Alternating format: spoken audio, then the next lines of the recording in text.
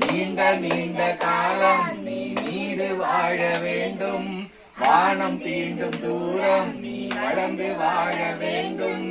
அன்பு வேண்டும், அறிவு வேண்டும், பண்பு வேண்டும், பரிவு வேண்டும்.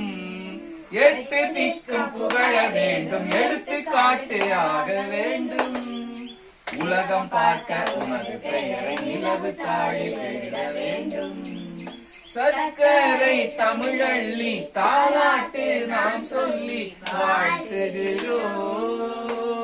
பிறந்த நாள் வாழ்த்துக்கள், பிறந்த நாள் வாழ்த்துக்கள்.